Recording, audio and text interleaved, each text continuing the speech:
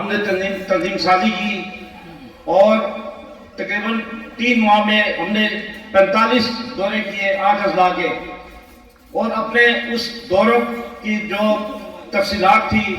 جو ہمارے اجلاس ہوا کرتے تھے، اس کو ہم نے اچھے طریقے سے سوشل میڈیا اور پرنٹ میڈیا میں ہائی لائٹ کیا، جس کو دیکھتے دیکھتے سینٹرل پنجاب، پھر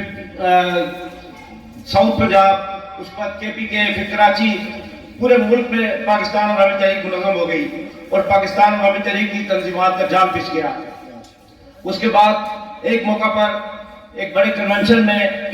خواتین کے لیے، ایک اسٹوڈنٹس کے لیے اور ایک پبلک کے لیے 3 قرآن پاک ہر بار الحمدللہ باقاعدہ طور پر قرآن اندازی کے ذریعے پیش کیے جاتے ہیں، وہ اختتام بھی انشاءاللہ۔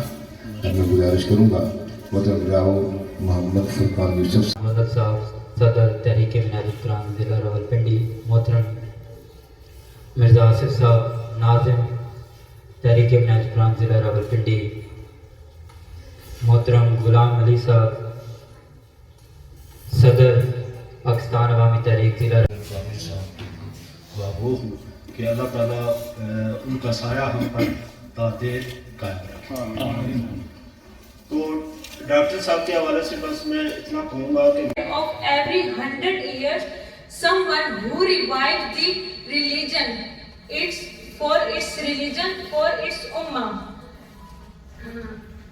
لہجہ آج بتا رہی ہے، یہ قائد قرآن رحمت کا، یہ قائد پیغمبر حکمت کا، یہ قائد عدل